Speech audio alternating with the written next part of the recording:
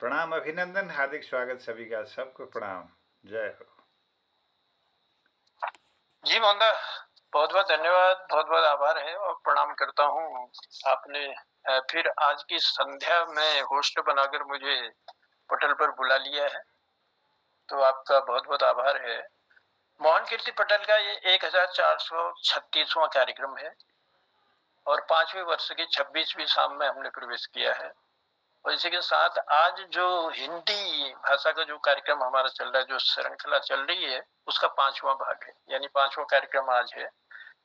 तो आज इस कार्यक्रम में मैं जो उपस्थिति देख रहा हूँ पटल पर अभी तक, उनमें हमारे परम आदरणीय खिलानंद बिजलवान जी हमसे जुड़े हैं। प्रणाम के साथ स्वागत करता हूँ सर। और डॉक्टर निर्मल पंथ जी हमसे जुड़े हैं। पंथ जी प्रणाम है, स्वागत है। और प्रेमा दी हमसे जुड़ी है। प्रेमा दी प्रणाम के साथ स्वागत करता हूँ। तिलक राज जोशी जी और चंपा दीदी हमसे जुड़ी हैं। दोनों को मैं प्रणाम करते हुए स्वागत करता हूँ मोहन कीर्ति पटेल पर। डॉक्टर पिंकी जी हमसे जुड़ी हैं। पिंकी जी, आपकी उपस्थिति को प्रणाम करते हुए स्वागत करता हूँ। दिनेश पांडे जी हमसे जुड़े हैं। पांडे जी प्रणाम है, स्वागत है। एक अन्य और कोई हमारे साहित्यकार या हाँ जी, दिनेश भट्ट जी आप हमसे जुड़े हैं, प्रणाम है, स्वागत है। और भी कोई है एक पीछे, लेकिन उनको मैं देख नहीं पा रहा हूँ, उनका भी मैं स्वागत करता हूँ तहे दिल से। आप सबका आभार, आप सबको धन्यवाद। मैं शोभा पांडे हूँ, राजू नमस्कार। हाँ, शोभा दी हमसे जुड़ी हैं। शोभा दी प्रणाम है, स्वागत है और बहुत बहुत धन्यवाद देते हैं आप सबकी गरिमा में उपस्थिति को। और लिए चलते हैं कार्यक्रम की ओर। और आज जो कार्यक्रम में जिन लोगों ने अपनी प्रस्तुति देनी है, जिनके नाम मेरे पास अभी तक आए हैं, तो उनमें परम आदरणीय खिलानंद बिजलवान जी हमारे बीच हैं। और उनकी जो कविता का शीर्षक है प्यास बुझी ना पनघट पर। और उसके अलावा गिरीश बिष्ट हंसमुख जी भी आज अपनी प्रस्तुति देंगे। उनकी कविता का शीर्षक है नियमित। और डॉक्टर निर्मल पंथ जी अपनी प्रस्तुति देंगे फिर मन बोराया। और प्रेमा जी अपनी प्रस्तुति देंगे बदलता इतिहास। और मोहनदा की प्रस्तुति रहेगी बाल कहानी पर, हाथी, सियार और जंगल की एकता पर। और चलिए ललित तिवारी जी फिर हमारे बीच आएंगे। देखते हैं कैसा समय जो भी रहता है, अंत में हम ललित तिवारी जी की कविता को जरूर सुनेंगे। तो चलिए कार्यक्रम को बढ़ाते हैं आगे। और आगे बढ़ाते हुए दो पंक्तियां कहना चाहूंगा। हर स्कूल में लिखा रहता है उसूल तोड़ना मना है। आपने देखा होगा कि हर स्कूल में कोई न कोई बोर्ड रहता है, उसमें लिखा रहता है कि उसूल तोड़ना मना है। और हर बाग में लिखा रहता है फूल तोड़ना मना है। हर बाग में लिखा रहता है फूल तोड़ना मना है। हर खेल में लिखा रहता है रूल तोड़ना मना है। हर खेल में लिखा रहता है रूल तोड़ना मना है। काश रिश्ते, परिवार, दोस्ती में भी लिखा रहता है कि किसी का साथ छोड़ना मना है। क्या तो फिर ये जो वृद्धा आश्रम बनाते हैं हम, उनको बनाने की आवश्यकता नहीं पड़ती। तो ये रूल भी जीवन में फॉलो करें सब लोग, ऐसा हमारा निवेदन भी रहेगा मोहन कीर्ति पटेल की ओर से। तो चलिए कार्यक्रम की शुरुआत करते हैं। आज खिलानंद जी की मधुर वाणी से उनका आशीर्वाद लेते हैं। और बड़ा ही सुंदर शीर्षक उन्होंने दे रखा है प्यास बुझी ना पनघट पर। अब पनघट पर अगर प्यास नहीं बुझेगी तो फिर कहाँ बुझ पाएगी। तो देखते हैं कौन सी पंक्तियां उन्होंने इसमें डाली हैं। खिलानंद जी प्रणाम है, स्वागत है सर।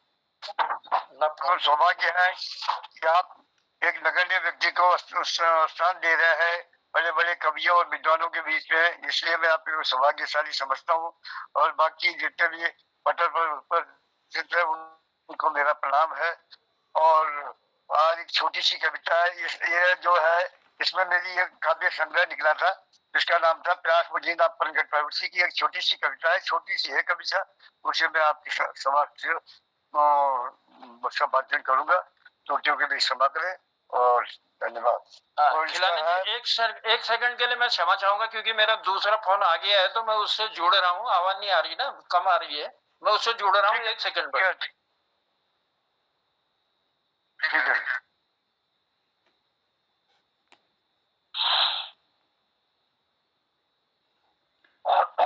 हाँ, आप जारी रखिएगा आदरणीय। आगे थे खिलानंद जी। हाँ जी, शुरू करो। बिल्कुल।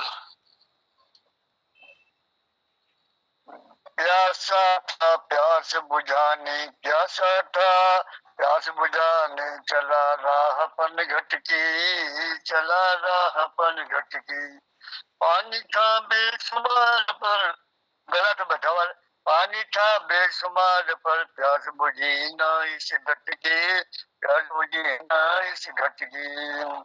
मैं पहुंचा पनघट पर, मैं पहुंचा पनघट पर, पनिहार गगरी बरसाई, पनिहार गगरी बरसाई।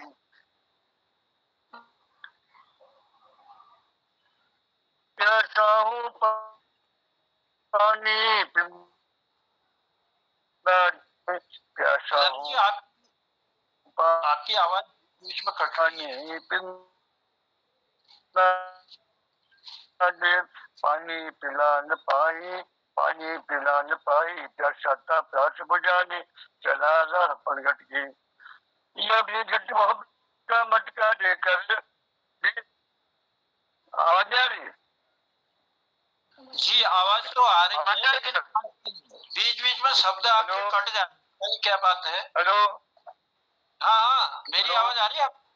हेलो, मेरी आवाज आ रही है आपको? आ रही है। मोबाइल में कुछ नहीं, खिलाने की आवाज आ रही है? हाँ, आ रही। हाँ, तो आपकी आ आवाज रही आवाज, आपकी आवाज कट रही है थोड़ा आपकी सा। आवाज आ रही है। हाँ जी, आपकी आवाज भी आ रही है, लेकिन बीच बीच में शब्द कट जा रहे हैं। रुक जाओ, चलिए चलिए, क्या रुक जाओ फिर? ठीक है, एक बार बोलिए, दोबारा बोलिए। प्यासा था प्यास बुझाने, प्यासा था प्यास बुझाने, चला राह पनघट की, चला राह पनघट की। पानी था बेशुमार पर, पानी था बेशुमार पर, प्यास बुझी ना इस घट की, प्यास बुझी ना इस घट की। मैं पहुंचा पनघट पर, मैं पहुंचा पनघट पर, पनिहारिन गगरी भर लाई, पनिहारिन गगरी भर लाई।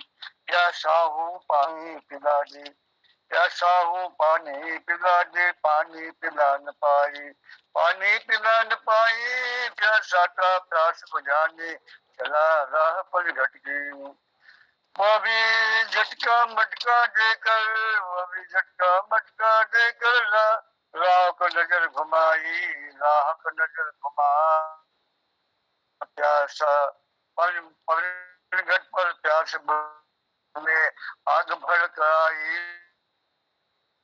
प्यासा था प्यास बुझाने, चला राह पनघट की। बल्कि ऐसी बल्कि न पाई, ऐसी भड़की थी सावन की वर्षा बुझाना। फूल बिन मोल का पानी, अनमोल बिन मोल का पानी, प्यासे कौन पिला पाई, प्यासे कौन पिला पाई। प्यासा था प्यास बुझाने, चला राह पनघट की। कतार लंबी थी प्यासों की, कतार लंबी थी प्यासों की, लो की भीड़ थी निराशों की। कतार लंबी थी प्यासों की, लो की भीड़ थी निराशों की। मालिक का यह अन्याय देखकर, मालिक का यह अन्याय देखकर, उच्छ्वास बटी थी सांसों की, उच्छ्वास बटी थी सांसों की। प्यासा था प्यास बुझाने, चला राह पनघट की। मालिक को कहो कुछ कह दे या, मालिक को कुछ कह दे या, भाग्य को अपने को से, या भाग्य को अपने को से। वही प्यास बुझाते सुख से, वही प्यास बुझाते सुख से, वही लौट रहे हैं प्यासे, वही लौट रहे हैं प्यासे। प्यासा था प्यास बुझाने, चला रहा पनघट की। पानी था बेशुमार पर, प्यास बुझी ना रसी की। ये जो है एक छोटी सी कविता है, आपको समर्पित करता हूँ। और इस प्यास को चाहे संसार पर गिरा लो, भक्ति रस में लो, प्रेम रस में लो, कहीं भी उसका जो है जोड़ सकते हैं। खैर, इन्हीं शब्दों के साथ टूटने के लिए क्षमा मांगता हूँ। धन्यवाद जी, बहुत बहुत आभार है, बहुत बहुत धन्यवाद देते हैं खिलानंद जी। अपना इसने प्यार आशीर्वाद आपने इन चंद पंक्तियों में हमको दिया। प्यासा था प्यास बुझाने चला रहा बनगटी, पानी था बेशुमार पर प्यास से बुझी ना इस घटी। अब ये भाग्य का दोष था या परवरदिगार या मालिक को पूछूं कि कई लोग जो है कतार में लगे हुए थे और प्यासे थे, प्यास बुझ नहीं पाई पनघट पर जाकर भी। तो कहीं ना कहीं भक्ति भाव से को आधार मानकर भी ये आपकी पंक्तियां जोड़ती हैं। तो चलिए आभार प्रकट करते हैं, धन्यवाद देते हैं आपको और आपकी सुंदर कविता को। तो लिए चलता हूँ अगले जो हमारे आज के रचनाकार हैं, आज के कवि हैं, उनकी मधुर वाणी को मैं लाता हूँ पटल पर। और वो है हमारे गिरीश बिष्ट हंसमुख जी, हमारे पटल की सबसे सुंदर, सबसे हंसमुख और नियमित, उनकी कविता का शीर्षक है नियमित। अब देखते हैं उस नियमित में इन्होंने किन शब्दों को पिरोया है और किस तरह से पटल पर रखते हैं अपनी मधुर वाणी से। तो स्वागत है गिरीश जी। बहुत बहुत धन्यवाद जनता। सभी अपने बड़ों को प्रणाम करता हूँ, छोटों को प्यार और शुभाशीष कहता हूँ। ये कविता मैं आपके सामने प्रस्तुत कर रहा हूँ, इसमें जो भी त्रुटियां होंगी, कोई ऐसे अवांछनीय शब्द होंगे तो मुझे क्षमा करेंगे।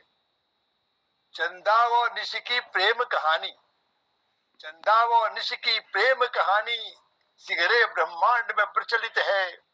चंदा बिनु रजनी शाह में रंगीली, निश बिनु चांद अउज्वलित है, निश बिनु चांद अउज्वलित है।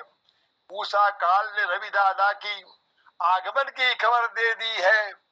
चंद तथा तारा मंडल ने रजनी से विदा ले ली है। पंछी निज गेह से बाहर आकर करते मीठे कलरवतान, बोल है उनकी प्रभु जी प्रभु जी। पक्षी बोलता है टू टू करके तो प्रभु जी बोलता है। बोल है उनकी प्रभु जी, मृदु स्वर में होता हरि गुणगान, मृदु स्वर में होता हरि गुणगान। निकले हैं ढूंढन दाना पानी, निकले हैं ढूंढन दाना पानी, दूर क्षितिज पहआन। कभी वृक्षों पर मृदु फल खावे, कभी तड़ाग जलपान, कभी तड़ाग जलपान। दादुर मोर पपीहा कीरट कोयल की मीठी भास, पंछी दल आच्छादित नभपथ, पंछी दल आच्छादित नभपथ। सुसज्जित नील आकाश, सुसज्जित नील आकाश। भालू बाघ हरि के हरि नागा, अन्य जीव जंतु चौपाई। भानु रश्मि की ताप के खातिर निज नीड़ से बाहर आए, भानु रश्मि की ताप के खातिर निज नीड़ से बाहर आए। शिवालयों में शंखनाद है, शिवालयों में शंखनाद है, गिरजा घर में घंटनाद। गुरुद्वारों में गुरु की वाणी की, मस्जिद मुल्लों की फरियाद, मस्जिद मुल्लों की फरियाद। कहीं घड़ी की टन टन टन टन, कहीं घड़ी की टन टन टन टन, कहीं बजे घड़ियाल। पनिहारी की पायल छमछम, पनिहारी की पायल छमछम। गोचर को ग्वालिन ग्वाल, गोचर को ग्वालिन ग्वाल। रात उठे मोहन व मोहनिया, रात उठे मोहन व मोहनिया। माता पिता को करे प्रणाम, तत्पश्चात निज तन नहलाकर, तत्पश्चात निज तन नहलाकर करते हैं हरि का गुणगान, करते हैं हरि का गुणगान। नन्हे बड़े बालक करते हैं विद्या मंदिर में प्रस्थान, नन्हे बड़े बालक करते हैं विद्या मंदिर में प्रस्थान। कांधे हलधर कर कृषक हमारा, कांधे हलधर कर कृषक हमारा। कदम धरे खलिहान, कदम धरे खलिहान। सूरज दादा कहते हैं हमसे सिगरे दिल कर्म का दान करो, सूरज दादा कहते हैं हमसे सिगरे दिल कर्म का दान करो। प्रातः साय सुमिरन प्रभु जी का, निशिपूरन विश्राम करो, निशिपूरन विश्राम करो। हरि के सहारे जो नियमित है, हरि के सहारे जो नियमित है, प्रेम का समझे सार। दुख आए या सुख आवे है उसके लिए एक सार, है उसके लिए एक सार, है उसके लिए एक सार। बहुत बहुत धन्यवाद आपका। है उसके लिए एक सार। और ये बहुत ही सुंदर जो पंक्ति आपने रची है गिरिदास, जड़ चेतन सबको प्रभु के गुणगान में लगा दिया है। और वाकई में चारों मजहबों के तीर्थों में भी हरि भजन प्रभु का गुणगान अपने अपने तरीके से हो रहा है। पशु पक्षियों में भी वो उमंग जगी है प्रातः काल से ही। तो ये सुंदर पंक्तियां इस पटल पर देने के लिए आपका आभार प्रकट करते हैं और बड़ी मधुर वाणी से आपने अपनी प्रस्तुति दी। गिरीशा बहुत आभार है, धन्यवाद है। और चलिए लिए चलते हैं कार्यक्रम को आगे बढ़ाते हुए। मैं अब बुलाना चाह रहा हूँ डॉक्टर निर्मल पंत जी को। फिर मन बौराया। अब देखते हैं कौन सी पंक्तियां इसमें डाली हैं उन्होंने। तो निर्मल जी अपनी मधुर वाणी में बहुत ही सुंदर रचनाओं को हम तक पहुंचाने का प्रयास करते हैं और गूढ़ रहस्य उनमें बता रहते हैं उनकी कविताओं। तो मैं आमंत्रित करता हूँ, स्वागत करता हूँ निर्मल पंत जी को। बहुत बहुत धन्यवाद जनुदा। प्रणाम पटल पर सभी को। और आज एक रचना है, फिर मन बोराया है। मैं गिरीशदा को समर्पित कर रहा हूँ इसे। गिरीशदा का मन बूढ़ा नहीं हुआ है, अभी जवान है। तो मन, ये एक वो भी भाव है इसमें, फिर मन बोराया है, मतलब कि अवस्था का नहीं, मन कभी भी उन्मुक्त है, मन कभी भी उमंग ले सकता है। तो उसके लिए कोई समय सीमा, काल सीमा नहीं है, उम्र सीमा नहीं है। तो मन ऐसा है। तो वो मन कैसा वो है, उसके उसमें कुछ जो ऐतिहासिक और वो भी प्रसंग मैंने उसको में डाले। छोटी सी कविता है, बड़ी दी है, लेकिन उसमें थोड़ा सा मैं बताना चाहूंगा। फिर मन बोराया है, फिर मन बोराया है। ऋतु का फागुन चला गया, मन का फागुन आया है। फिर मन बोराया है। ऋतु का फागुन मतलब फागुन महीने में जो हम होली होली में भीगते हैं, एक वो है तन भीगना, एक मन भीगना है। ऋतु का फागुन चला गया, तो मन का फागुन आया है। फिर मन बोराया है। नैन देह में रहे नहीं, जब मन लगता है किसी पे हुआ आता है तो नैनों से व्यापार होता है पहले, और लेकिन वो जो उसको झेलना पड़ता है अंदर का। तो मन और उसकी स्थिति में बता रहा हूँ नैन की। नैन देह में रहे नहीं, कब और कहाँ खो जाते हैं। नैन देह में रहे नहीं, कब और कहाँ खो जाते हैं। इन्हें ढूंढते तन मन भी कहाँ कहाँ हो आते हैं। लगते नैन है और भटकना पड़ता है शरीर को। इन्हें ढूंढते तन मन भी कहाँ कहाँ हो आते हैं। इन दोनों के व्यवसाय ने, इन दोनों के व्यवसाय ने दूर बहुत दौड़ाया है। फिर मन बोराया है, फिर मन बोराया है। ऋतु फागुन में तन भीगे, मन फागुन में मन चितवन।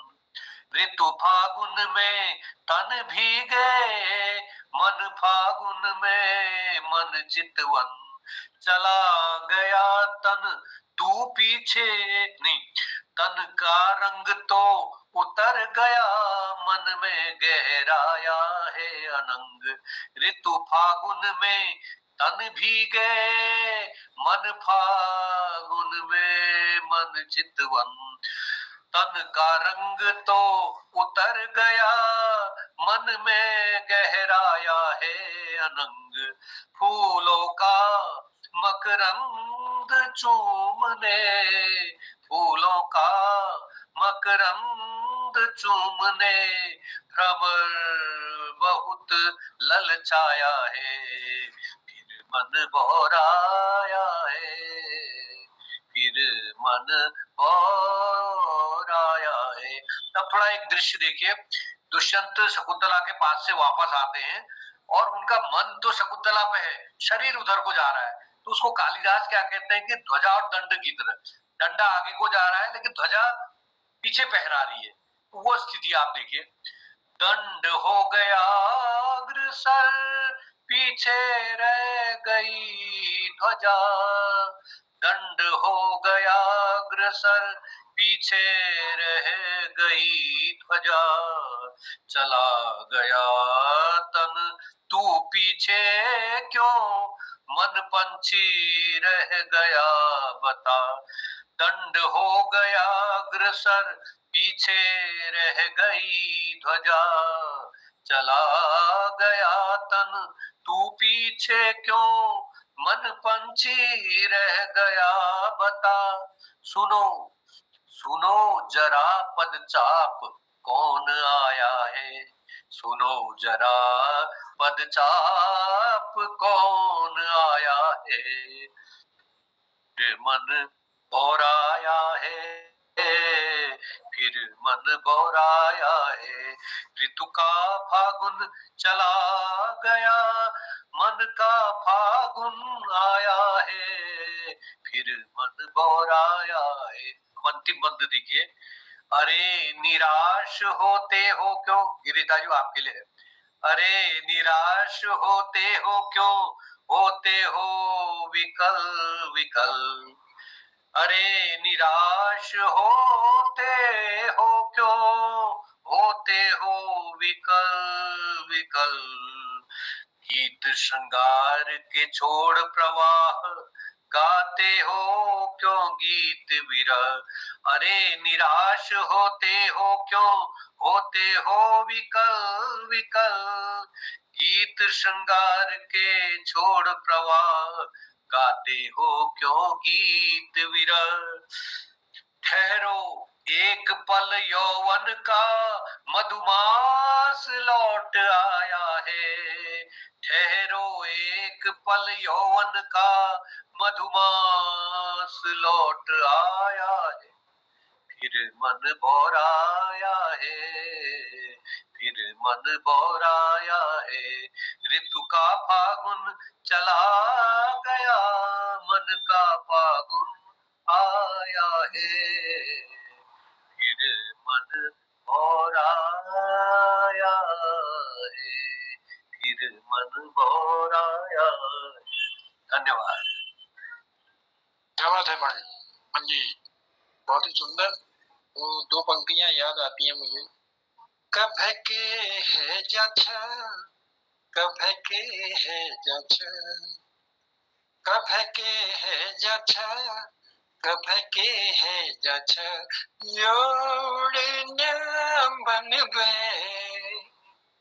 किने खे जाछा, पगला है जाछा, किने खे जाछा। मन कभी भी उन्मुक्त हो सकता है, उमंग ले सकता है, इसमें बुढ़ापा कहीं भी आ नहीं। गिरीशदा के ऊपर आप कुछ पंक्तियां दे रहे थे, लेकिन मैं कहना चाहूंगा जिंदगी की शाम है, ये बुढ़ापा भी एक मुकाम है। जिंदगी की शाम है, ये बुढ़ापा भी एक मुकाम है। वो बचपन की बातें, जवानी के किस्से सब याद आते हैं। वो बचपन की बातें, जवानी के किस्से सब याद आते हैं। कमर झुक गई, बाल सफेद हो गए, पर दिल तो वही है ना। कमर झुक गई, बाल सफेद हो गए, पर दिल तो वही है जो कभी धड़कता था। वो जवानी का दौर, वो मस्ती का आलम सब गुजर गया, अब बस यादें बाकी हैं। नजरें कमजोर हो गई हैं, पर हौसला अभी बाकी है। नजरें कमजोर हो गई हैं, हौसला अभी बाकी है। बस जरूर दिल आज भी धड़कता है, चिंता नहीं करो। तो ये जो है, ये पंक्तियां आपको बड़े सटीक, हमारे निर्मल पंछी है आपको।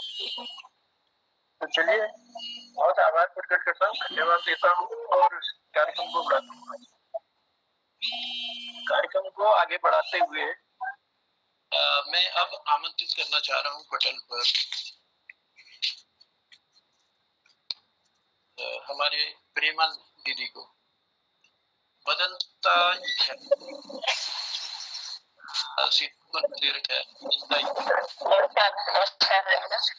स्वागत करता हूँ पटल पर। अन्य लोग भी हमारे जी, उन सब का भी आभार है। जी जी, सभी को प्रणाम करते हुए मैं अपनी कविता यहाँ पे बदलता इतिहास आप लोगों के सामने रख रही हूँ, जो मैंने एक गांव के दृश्य पे लिखा है, जो हमारे बचपन वाला गांव है। आज तो गांव में भी हमारा जीवन शैली बदल चुकी है। गांव में भी अगर हम जाते हैं तो वो चीज देखने को नहीं मिलती है जो हमने बचपन में जिया था। ऐसा लगता है कि इतिहास ही बदल गया है। हम उस पन्ने को पलटें तो कभी फिर वो गांव के वो पुराने नजारे याद आते हैं। उन्हीं पे मैंने चंद पंक्तियां लिखी हैं जो आपके सम्मुख रखती हूँ।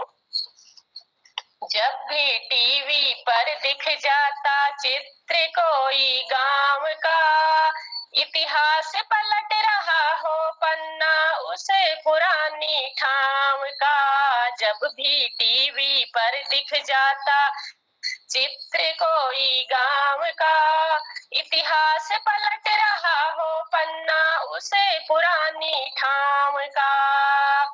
नौले धारे दिखते अपने छलकते अंदाज में, डब डबाई आंखें छलके खामोशी आवाज में, डब डबाई आंखें छलके खामोशी आवाज में। पनघट से पानी भर लाती गगरी उठाए कांख में, माँ की मूरत तैर जाती अपनी धुंधली आंख में। पनघट से पानी भर लाती गगरी उठाए कांख में, माँ की मूरत तैर जाती अपनी धुंधली आंख में। हरा भरा नजारा दिखता बाजों वाले जंगल का, बचपन का मन डोल जाता बीता जमाना मंगल का। हरा भरा नजारा दिखता बाजों वाले जंगल का, बचपन का मन डोल जाता बीता जमाना मंगल का। रुंझुन करती बरधों की जोड़ी खेत और खलिहानों में, याद आती है गांव की माटी भीड़ भरे वीरानों में। रुंझुन करती बरधों की जोड़ी खेत और खलिहानों में, याद आती है गांव की माटी भीड़ भरे वीरानों में, याद आती है गांव की माटी भीड़ भरे वीरानों में। पर्वत पार उतरता सूरज डगमगाता चूली में, आतुर दौड़ी आती रूपसी सांझ की गोधूली में। पर्वत पार उतरता सूरज डगमगाता चूली में, आतुर दौड़ी आती रूपसी सांझ की गोधूली में। और भी है कई चीजें। घनन घनन घन घंटा बजता गांव के देवालय में, हरिओम जपते बूढ़े दाता उतर आते चेतन में। घनन घनन घन घंटा बजता गांव के देवालय में, हरिओम जपते बूढ़े दाता उतर जाते चेतन में। दो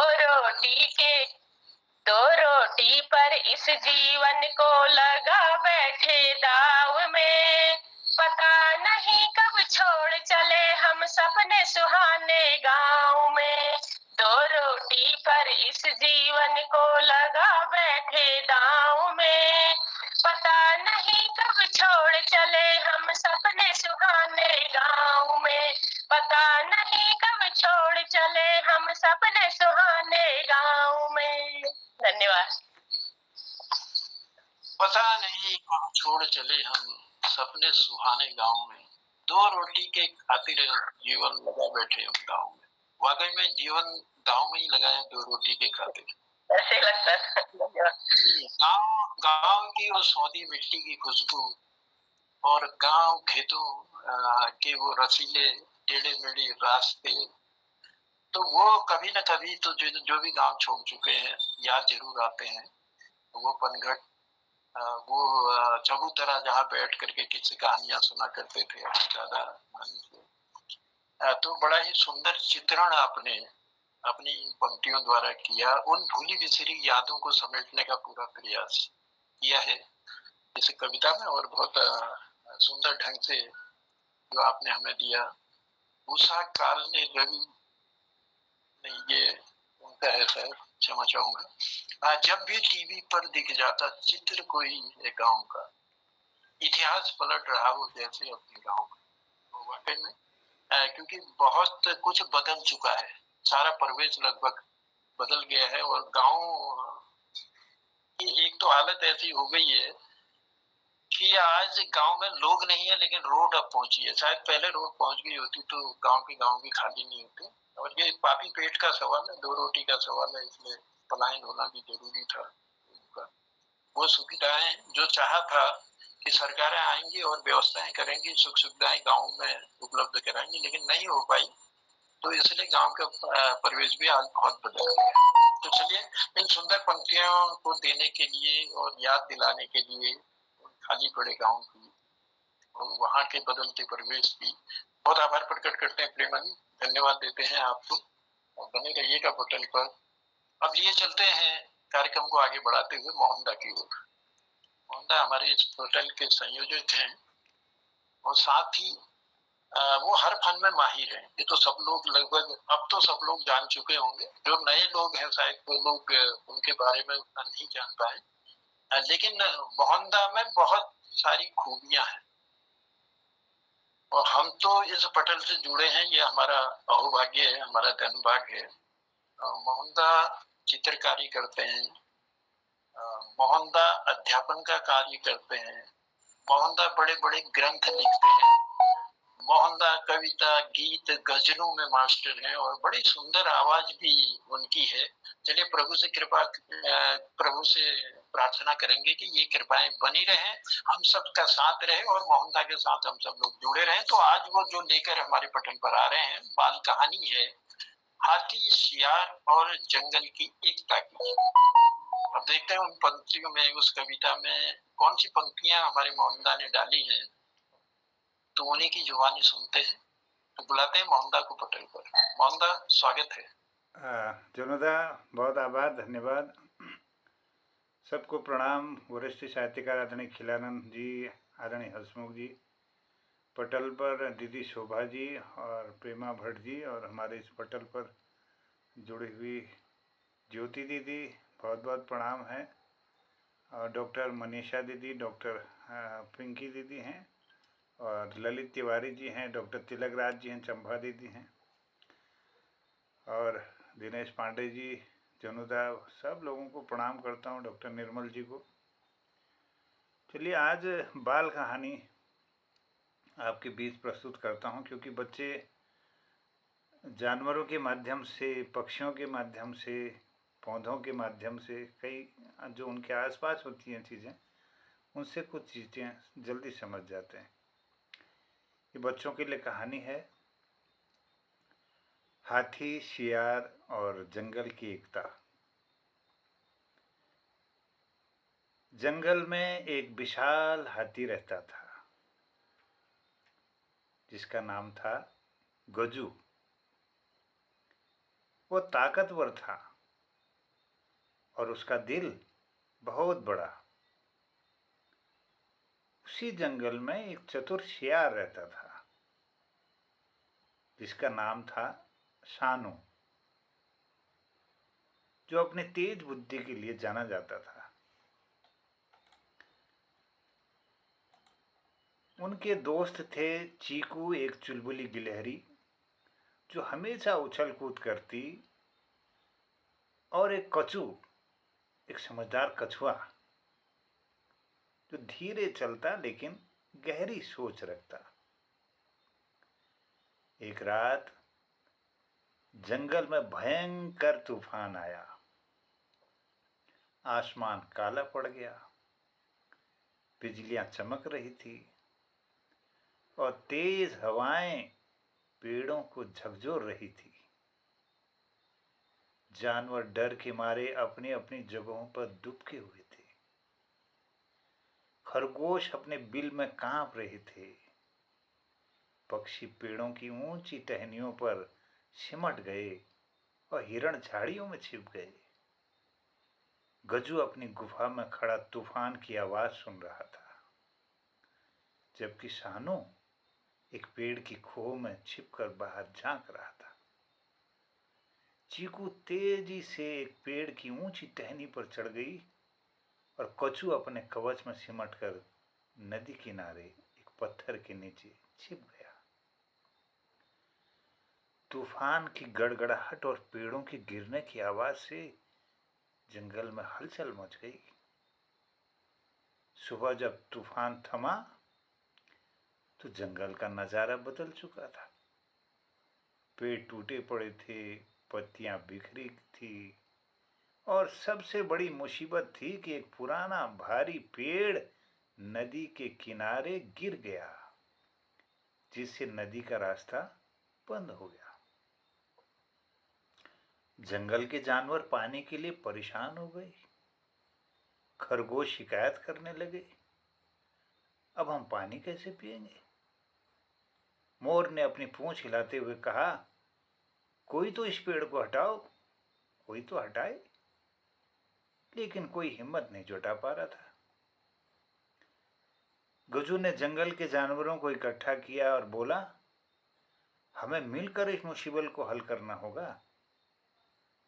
लेकिन कुछ जानवर डर रहे थे और कुछ आपस में बहस करने लगे। एक बंदर बोला, यह काम तो बहुत मुश्किल है। एक लोमड़ी ने ताना मारा, गजू तुम इतने बड़े हो, तुम अकेले क्यों नहीं हटाते? गजू ने शांत स्वर में कहा, यह काम अकेले नहीं हो सकेगा, हमें सबको साथ देना होगा। सानो, चीकू और कचू गजू के पास गए। गजू के पास आए और सानो ने चतुराई से कहा, गजू भाई तुम ताकतवर हो, लेकिन हमें एक योजना चाहिए। कछू ने धीरे से सुझाव दिया, पहले पेड़ की जड़ों को ढीला करें। चीकू उछलते हुए बोली, मैं छोटे पत्थर और टहनियां हटाऊंगी। गजू ने सहमति जताई और बाकी जानवरों को प्रेरित किया, देखो हम चारों मिलकर काम शुरू कर रहे हैं, तुम सब भी मदद करो। गजू ने अपने सूंड और मजबूत पेड़ों से मिट्टी खोदना शुरू किया। चीकू तेजी से छोटे पत्थर और टहनियां हटाने लगी। सानो ने जंगल से एक मजबूत लता लाकर पेड़ से बांध दी। कछू ने धीरे धीरे जड़ों के पास की गीली मिट्टी को हटाने में मदद की। बाकी जानवरों ने भी हिम्मत जुटाई। खरगोशों ने छोटी छोटी जड़ें काटने में मदद की। मोर ने अपने चोंच से मिट्टी हटाई और बंदरों ने लताओं को खींचने में साथ दिया। शानू ने चिल्लाकर कहा, गजू भाई अब धक्का दो। गजू ने पूरी ताकत से पेड़ को धक्का दिया। शानू और कचू ने लता खींची, चीकू ने ऊपर से टहनियां हिलाई और बाकी जानवरों ने मिलकर जोर लगाया। आखिरकार पेड़ हिलने लगा और नदी से हट गया। नदी का पानी फिर से बहने लगा। जंगल में खुशी की लहर दौड़ गई। जानवर एक दूसरे को गले लगाने लगे। लोमड़ी ने जो पहले ताना मार रही थी, उसने गजू से माफी मांगी। खरगोश और मोर ने चीकू की तारीफ की और बंदरों ने शानू को कंधे पर बिठाकर जश्न मनाया। कछू ने शांत स्वर में कहा, जब हम सब साथ होते हैं तो कोई काम असंभव नहीं। इस कहानी से बच्चों को यह सीख मिलती है कि मुसीबत के समय डरने या बहस करने से नहीं, बल्कि एकजुट होकर एक दूसरे की खासियत का उपयोग करके हर समस्या को हल किया जा सकता है। दोस्ती और आपसी सहयोग से जंगल भी मुस्कुराता है। बहुत बहुत धन्यवाद, आप सबका आभार। क्या बात है मोहम्मदा, वाकई में कहानी छोटी है लेकिन बड़ी महत्वपूर्ण है और एकता के उस सूत्र को दर्शाती है कि एकता में कितना बल है। और वैसे भी कलयुग में कहते हैं, कलयुग संगे शक्ति। तो अगर एकता होगी तो बड़े बड़े काम निपट जाते हैं, बड़ी बड़ी मुसीबतें टल जाती हैं। और तो इस कहानी के माध्यम से एक सुंदर सीख देने का प्रयास किया। इस प्रकार की छोटी छोटी कहानियों का एक संकलन मैं तैयार कर रहा हूँ। 40 कहानियाँ बच्चों के लिए। अभी जल्दी ही हमारे हिंदी दिवस पर प्रकाशित हो जाएंगी। तो कोशिश है कि बच्चों तक ये थोड़ा सा उनके जंगल में जो उनके जानकारी में होते हैं, जानवर होते हैं, पेड़ होते हैं, छोटी छोटी चीज़ें हैं जिसको जो उनके आसपास होती हैं उन्हीं से थोड़ी वो उससे वो अपना संबंध स्थापित कर सकते हैं, तो उससे वो जल्दी सीखते हैं। छोटे बच्चों के लिए ऐसे प्रयास हम कर रहे हैं। मोहन बाल कहानियाँ ये प्रकाशित होगी। अच्छा प्रयास है, धन्यवाद। जी बहुत बहुत धन्यवाद और अद्भुत प्रयास है आपका। इसके लिए ढेर सारी शुभकामनाएं भी हम आपको अर्पित करते हैं और कुछ ना कुछ हमको भी इससे सीखने को मिलेगा, हमारे ज्ञान की भी वृद्धि होगी। तो मोहनदा बहुत आभार है, बहुत धन्यवाद है। और ये सुंदर सी छोटी सी कहानी लेकिन महत्वपूर्ण कहानी के लिए एकता के सूत्र में जो बांधती है। तो चलिए मैं समझता हूँ आज जिन कृतिकारों ने अपनी रचनाओं के लिए नाम दिए थे उनकी रचनाएं लगभग आ चुकी हैं पटल पर। एक ललित तिवारी जी ने अनुरोध किया था कि आखिर में मुझे थोड़ा सा टाइम दिया जाए। तो मैं ललित जी, अगर मेरी आवाज आप तक पहुंच रही है तो मैं स्वागत करता हूँ मोहन कीर्ति पटेल पर। अन्य 4 लोग और जुड़े हैं। नमस्कार जी नमस्कार, स्वागत। मंच पर उपस्थित सभी को मेरा प्रणाम। एक ये भजन तो नहीं कह सकता हूँ, बस लिखने का थोड़ा सा प्रयास किया था, उसी को सुना रहा हूँ। मीरा ने जो बांधी प्रेम की डोरी तो कान्हा भी झूला झूलने आए। मीरा ने जो बांधी प्रेम की डोरी तो कान्हा भी झूला झूलने आए। चरणों में अर्पण भई आत्मा मन मथुरा तन वृंदावन समाए। मन मथुरा तन वृंदावन समाए। बंसी की तान सुनाती थी पीर, बंसी की तान सुनाती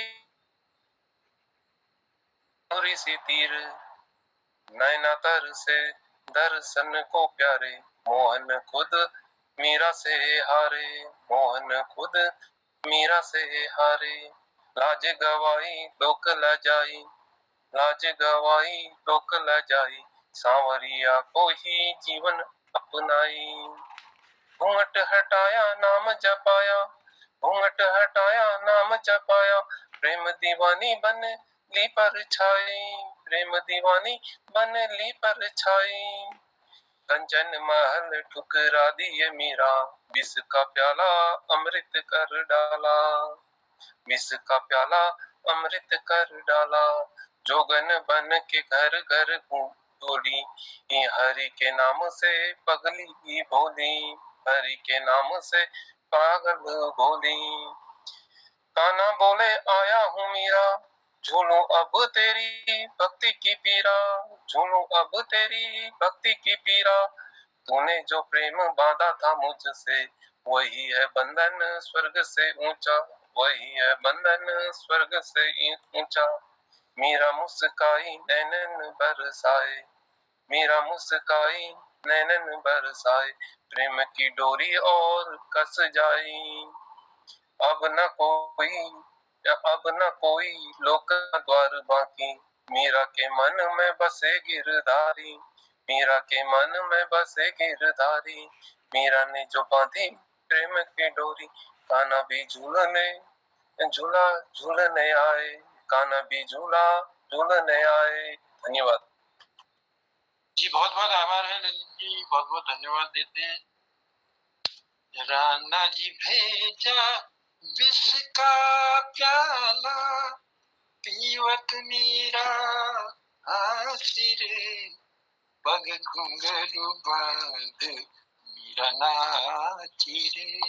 कान्हा व मीरा के अद्भुत प्रेम के रंग रंगी ये चंद पंक्तियां जो आपने हमको प्रकट की, उसके लिए बहुत बहुत आभार प्रकट करते हैं, धन्यवाद देते हैं। मीरा ने जो बांधी प्रेम की डोरी, कान्हा भी झूला झूलने आए, कान्हा भी झूला झूलने आए। तो बहुत आभार है ललित जी। और अब मेरी नजर जा रही है घड़ी की सुइयों की तरफ, क्योंकि वक्त ऐसा कम वक्त है कि रुकता ही नहीं, और नहीं रुकता तो हमारा भी बस नहीं चलता है। इसलिए मैं आप सबसे क्षमा मांगता हूँ और कल फिर मिलने की उम्मीद के साथ कि मैं फिर इस पटल पर कल हम सब मिलकर एक नया और रंग जमाएंगे। इसी उम्मीद इसी विश्वास के साथ मैं पटल को सौंप रहा हूँ आदरणीय मोहनदा को।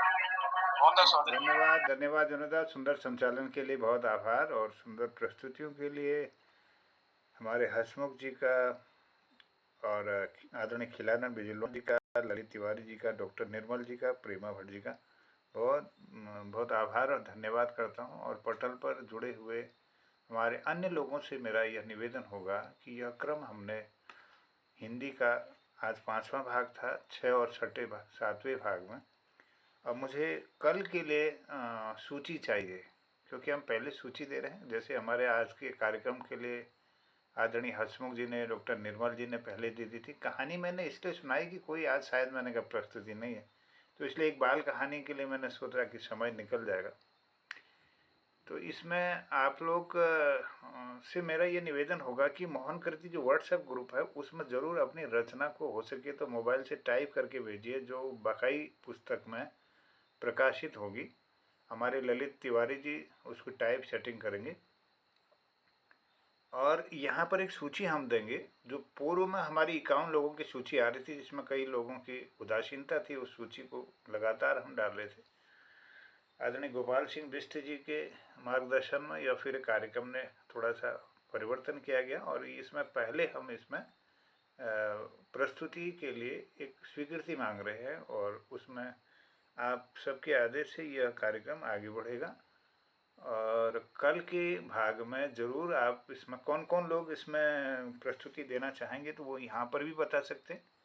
रिकॉर्डिंग शुरू होने के 5 मिनट पहले हमको अवगत करा देंगे संचालक जी, जो कि बुलाना ना पड़ेगी कौन प्रस्तुति देने वाले हैं आज। तो लगभग 5-6 प्रस्तुतियाँ ही रोज़ हो पाएंगी, इससे ज़्यादा नहीं होंगी, क्योंकि वो समय भी फिर 8:30 बज जा रहा है। 8 बजे तक का समय लगभग ठीक है, 7 से 8। हम लोग इसमें थोड़ा सा निवेदन सबसे होगा कि कल के लिए जो भी प्रस्तुतियाँ आपकी होंगी, मेरे ख्याल में सभी लोग ग्रुप से जुड़े होंगे, तो वहाँ पर जानकारी देंगे जिसकी औरों को भी पता लगे और एक सूची तैयार हो जाए जो अगले कार्यक्रम के लिए होगी।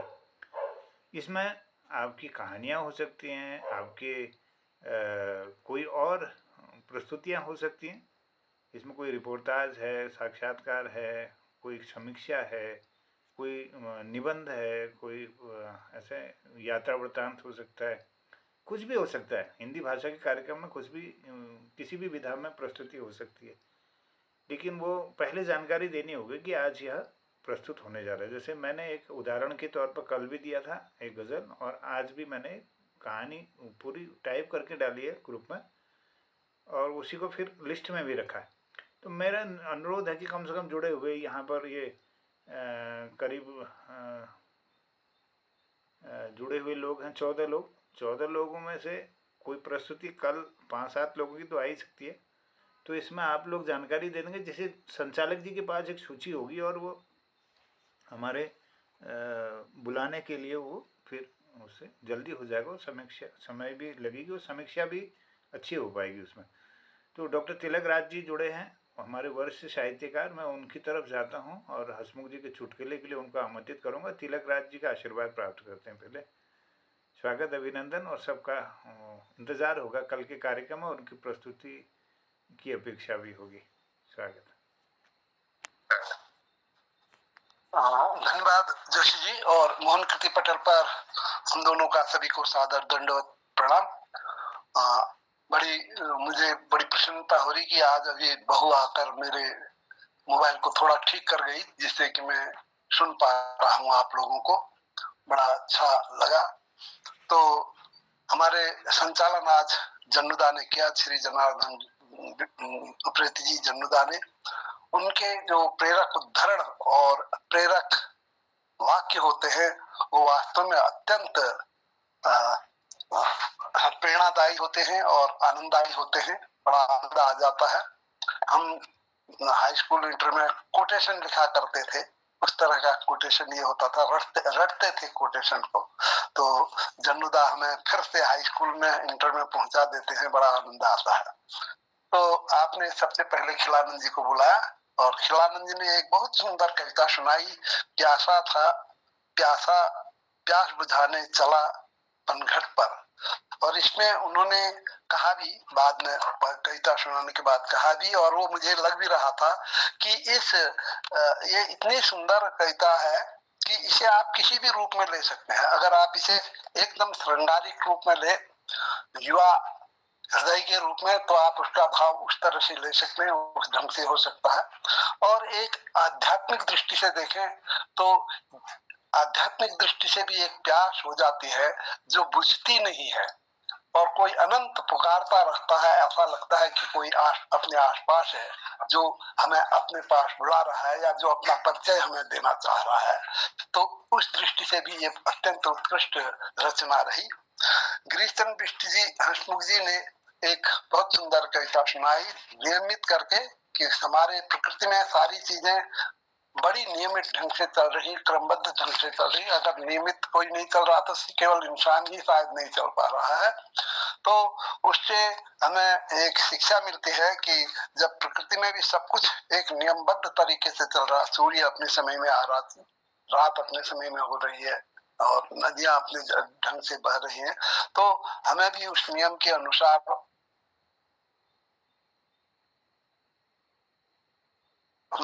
डॉक्टर निर्मल पंत जी ने फिर मन बौराया है, बहुत सुंदर एक श्रृंगारिक कविता सुनाई। बड़ा आनंद आ गया कि फिर मन बौराया है। और इसमें जो आपने एक बात कही कि सावन आया चला गया, लेकिन जो मन है वह उसको अभी भी उसके उसमें तरंग में डूब रहा है, बहुत ऊंची बात कही। और आपने उस झंडे का उदाहरण देकर तो उसे और भी स्पष्ट कर दिया। वास्तव में मन कहीं रुक जाता है तो बार बार मन उधर को जाता है, शरीर तो आगे बढ़ जाता है, मन वही पीछे पीछे चिपका रहता है। और विशेषकर कवि लोगों का मन तो ऐसे पीछे को बहुत भागता है और वो वहां से ही अपने स्मृति के झरोखे से बहुत कुछ ले आते हैं। और हमारे डॉक्टर निर्मल पंत जी विद्वान भी हैं और संगीतज्ञ भी हैं और भावुक भी हैं, तो उनकी कविताएं बहुत शानदार रही, बहुत आनंद आ जाता है। इस पटल में जुड़ने का सौभाग्य ये है कि हम जो साहित्य के प्रति हमारी रुचि है और साहित्य से अपनी प्यास बुझाना चाहते हैं वो हमें मिलता है। मुझे जब मैं पढ़ते रहता हूँ, लोग बाग आते हैं मेरे साथी, तो वो कहते हैं यार क्या पागलपन कर रहे हो, 80 में पहुंच गए हो और फिर भी किताब खोले बैठे हो। मैंने कहा यार इस आनंद को तुम नहीं समझोगे, इस आनंद को वही समझ पाएगा जो इसमें जुड़ गया है। तो प्रेमा बहन जी ने बदलता इतिहास करके ग्रामीण परिवेश में जो परिवर्तन हुए हैं आज के जो पहले के ग्रामीण में, उसके विषय में अपनी बात बतलाई। और वास्तव में जो पुराने परिवेश हैं उसको देख उसकी याद करके तो बड़ा अजीब लगता है। कई चीजें तो इतनी बदल गई हैं कि मतलब कहीं पीड़ा भी होती है, कहीं पीड़ा भी होती है। मुझे छोटी सी बात है, जब हम लोग कहीं जाते थे गांव घरों में तो दूर से छोटे बच्चे भी आके चिल्लाते हुए आते थे, ओ काका आ गया, काका आ गया, दाजू आ गया, फलाना आ गया, बोझू लगा इस तरह करते थे। लेकिन आज मर्यादित हो गए हैं वे लोग। उस अल्हड़पन की अब कहीं गूंजी नहीं है। बड़े शालीनता से अरे जोशी जी आ रहे, अरे मैडम साहब भी आई हैं, मतलब ऐसा लगता है जैसे हम बहुत दूर हो गए हैं, बहुत कट गए हैं हृदय से। तो बहुत अच्छा लगा। और हमारे मोहन जोशी जी ने जो बाल कहानी कही वो तो जैसा हमारे जन्नुदा ने कहा, उनके विषय में जितना भी कहा जाए वो कम है। आपने जो ये बाल कहानी सुनाई वो बहुत प्रेरणादायी रही कि एकता में बल है। मुझे इस कहानी को सुनते हुए याद आ रही थी 7 भाइयों की एक कहानी कि 7 लकड़ियों को तोड़ा तो अलग अलग दिया था। बचपन में कोई एक कहानी थी, नहीं तोड़ पाए, और नहीं एक गट्ठर बात ये दिया तो नहीं तोड़ पाए। फिर उसने बूढ़े ने पिता ने 7 को एक एक लकड़ी दी तो सब ने पटापट तोड़ दिया। तो तब उन्होंने कहा अगर तुम इस तरह से एक रहोगे तो ये गट्ठर नहीं टूटी, लकड़ियां नहीं टूटी, अगर अलग अलग हो जाओगे तो टूट जाओगे। वो वाली कहानी मुझे याद आ रही थी। धन्यवाद जोशी जी को भी। और लास्ट में ललित जोशी जी ने ललित तिवारी जी ने एक भजन सुनाया, बहुत अच्छा लगा, बहुत आनंद आया। और सबसे अधिक आनंद तो मुझे ये आया कि मैं तो सोच रहा था मैं टोली गया हूँ, लगता है मैं टोलिया नहीं, अभी मेरी बहू आ गई नीचे से, तो उसने कहा अरे ताऊ जी आप क्या कर रही है, क्या इतने धीरे से क्यों कर रहे हैं? मैंने कहा बेटा क्या करूं, मेरा ये मोबाइल खराब हो गया है, मैं तो सोच रहा हूँ मेरा कान खराब हो गया। उसने कहा मैं देखती हूँ। उसने कुछ इधर उधर किया, पता नहीं, मेरे को तो ये गणित आती नहीं। उसने कहा कि हाँ कुछ लॉक हो गया था आपका, ये खुल गया है, तो उसकी वजह से मैं आप लोगों को सुन पाया। तो ये भी मुझे एक चिंता हुई आज। धन्यवाद आप सभी को, सादर प्रणाम, बहुत बहुत प्रणाम, बहुत बहुत प्रणाम। और इस पटल से जुड़ने पर मेरा खून भी बढ़ जाता है, मेरा ज्ञान भी बढ़ जाता है। मैं क्या कहूँ, मैं किस का आभार व्यक्त करूँ, आप सभी का मुझे आभार है। धन्यवाद, प्रणाम। बहुत बहुत आभार, बधाई है आपके फोन के सुचारू होने पर, हम सबको खुशी है और ये ऐसे ही चलता रहे और आपका सानिध्य हम सबको मिलता रहे। बहुत आभार, सुंदर समीक्षा के लिए धन्यवाद है। और हसमुख जी आपकी समीक्षा अवर्णनीय है, सराहनीय है। आप समीक्षा की जो है बहुत अच्छे ढंग से करते हैं, मनमुग्ध कर देते हैं, इसके लिए आपकी तारीफ क्या करें। धन्यवाद जी। बिल्कुल, मैं खिलानंद जी के बातों का अनुमोदन करता हूँ। हूँ। आपकी अध्ययनशीलता को बताती है, उतना गहन उसका, वो इतने सरपट लोग बोलते हैं और उसको आप ग्रहण कर लेते हैं, तो ये आपका बहुत ही श्लाघनीय है। चलिए, बहुत आभार, सभी आदरणीय को मेरा प्रणाम। मोहनदा, राजू, सब लोगों को, खिलानंद राजू, सब लोगों को प्रणाम, और गिरी चचा को। आपका कुछ मन है आज कुछ कहने के लिए? स्वागत। कल करूंगी दादा, कल कहूंगी। आप कल के उसमें कल वो अपनी पंक्तियां आप ग्रुप में जुड़ी होंगी ना, तो अपनी रचना वहाँ भेज दीजिए, जो कि किताब में भी आ सकेगी और यहाँ भी आ जाएगी, है ना। चलिए, तो धन्यवाद करता हूँ, आदरणीय जनता का आभार, सबका धन्यवाद करते हुए हसमुख जी से निवेदन होगा एक चुटकुले के समापन की ओर ले जाएंगे। स्वागत। मोहन जी बहुत बहुत धन्यवाद आपका, स्वागत। बहुत आनंददायक पल है ये जो हम एंजॉय करते हैं। वास्तव में तिलक राजू की समीक्षा तो बहुत ही ज्यादा एक प्रभावशाली होती है, मैं आभार व्यक्त करता हूँ। चलो एक चुटकुला थोड़ा सा सुनाते हैं। चमनदा के सिर के बाल जो है, मैं हिंदी में बोल रहा हूँ, क्या हिंदी का टाइम है और खिलान जी को भी समझ में अच्छी तरह आ जाता है। चमनदा के सिर के बाल एकदम सपाचट हो गए थे, गंजे जिसे कहते हैं। वो एक दिन एक टूर में अमेरिका गए। नहीं, जमंदा क्यों, मोहनदा भी तो कैसे कोई बात नहीं, सब अपने अपने में लगा ले, इसके बाल नहीं है। तो जनाब वो जो अमेरिका से आए, 3-4 टी शर्ट ले आए अपने लिए। एक दिन सुबह सुबह नहा धो करके बिल्कुल शीशे के आगे खड़े हुए, बड़े अच्छी लगती, बहुत बढ़िया टी शर्ट लाए थे। तो अपनी पत्नी को आवाज दी, अरे नंदिया की माँ जरा इधर आ, तो देख मैं इस टी शर्ट में कैसा लग रहा हूँ।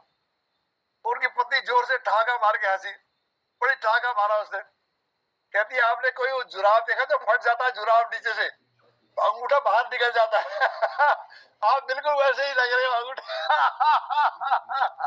क्या बात है धन्यवाद। पटल को जो है विदाई देते हैं आप, और एक दिन का कार्यक्रम हमारा बड़ा सुंदर रहा। आपके चुटकुले पे ना एक ये जो गंजेपन का जो ये है अच्छा है ना, उससे कहा कि क्या कहते हैं, एक आदमी के बाल नहीं हुए सिर में, तो आपको कोई तकलीफ होती है? नहीं, तकलीफ तो कुछ नहीं होती है भाई, ये सुबह ये दिक्कत रहती है कि मुंह कहाँ तक रहूं मैं। तो चलिए, मुझे दिखाई दे रही लवण्या, स्वागत है, अभिनंदन है, नमस्कार। नमस्कार सभी को, मेरा नाम नभन्या तिवारी है, मेरी कक्षा 2 है, मेरे स्कूल का नाम है नौशिंगार स्कूल, मेरी कक्षा 2 है, मैं रहती जलंधर पंजाब में। आज मैं आपको स्कूल के बारे में अच्छी सी एक कविता सुनाना चाहती हूँ। 4 किलो के हम बच्चे 8 किलो का ये बैग बनाया है, 4 किलो के हम बच्चे 8 किलो का बैग बनाया है। हाय हाय पढ़ाई बड़ी मुश्किल, पढ़ाई बड़ी मुश्किल क्यों बनाई गई है, 4 किलो के हम बच्चे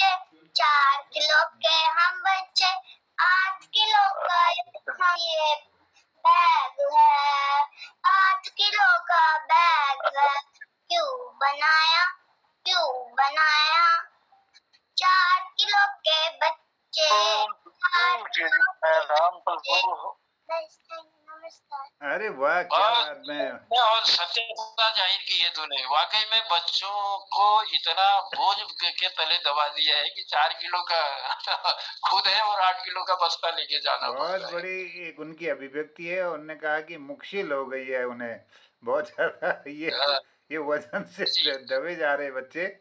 तो इन मुश्किलों का सामना जरूर वो कर रहे हैं, लेकिन एक अनुभूति उन्होंने दी है कि भाई ये ऐसा क्यों है। तो इसके सभी सरकारों को सोचना चाहिए, अभिभावकों को सोचना चाहिए। बड़ी अच्छी अभिव्यक्ति थी। इस पर भी कविताएं बननी चाहिए, बच्चों की वस्तुओं पर। चलिए, बहुत धन्यवाद, बिल्कुल। आभार नवन्या जी का, और ललित तिवारी जी का बहुत आभार। नवन्या जी को हम तक उन्होंने उनकी अभिव्यक्ति को पहुंचाया, और धन्यवाद करता हूं सुंदर समीक्षा के लिए डॉक्टर तिलक राज जी का, आदरणीय हसमुख जी का सुंदर चुटकुले के लिए आदरणीय डॉक्टर निर्मल जी का, और आदरणीय खिलानंद जी, ज्योति दीदी, हमारे ललित तिवारी जी, और शोभा दीदी, प्रेमा भट्ट जी, और दिनेश पांडे जी, और डॉक्टर पिंकी जी, सभी लोग जितने भी जुड़े थे सबका आभार और धन्यवाद व्यक्त करता हूँ। कहता हूँ शुभ रात्रि, जय हिंद, जय उत्तराखंड। कल के छठे भाग में आप सबका इंतजारी के साथ आप सबका मैं स्वागत करता हूँ। अभिनंदन, सबको प्रणाम। और जिन रचनाकारों ने अपनी रचना नहीं दी है वो देना चाहते हैं तो पटल पर जरूर अपनी उपस्थिति दर्ज कराएं। मोहनदा ने दिया भी है, जो लोग जुड़े हैं हमारे संपर्क में, तो अपनी अपनी कविताओं को जरूर दें ताकि हमें भी आपकी कविताएं सुनने का मौका मिले और हमारा ये पटल भी सुंदर हो, सुसज्जित हो। तो चलिए, चलते चलते कल मिलने की उम्मीद के साथ बस 2 पंक्तियां गिरिजा कहना चाहूंगा। दर्द है फिर भी आंखों से मुस्कुरा लेते हैं, दर्द है फिर भी आंखों से मुस्कुरा लेते हैं, अरे चेहरे की झुर्रियों को हंसकर ही तो छुपा लेते हैं, चेहरे की झुर्रियों को हंसकर ही छुपा लेते हैं। इन्हीं पंक्तियों के साथ कहता हूँ प्रणाम, पहला की नमस्कार, और कल मिलने की उम्मीद के साथ इसी पटल पर फिर कल आप सबसे मुलाकात होती है। तब तक के लिए शुभ रात्रि, शुभ रात्रि, शुभ रात्रि। मोहन जी, मैंने आज की कविता का जो वो भी टाइप्ड स्वरूप जो मैंने टाइप्ड किया हुआ मैंने आपको भेज दिया है। नहीं, ये टाइप्ड आप टाइप्ड है।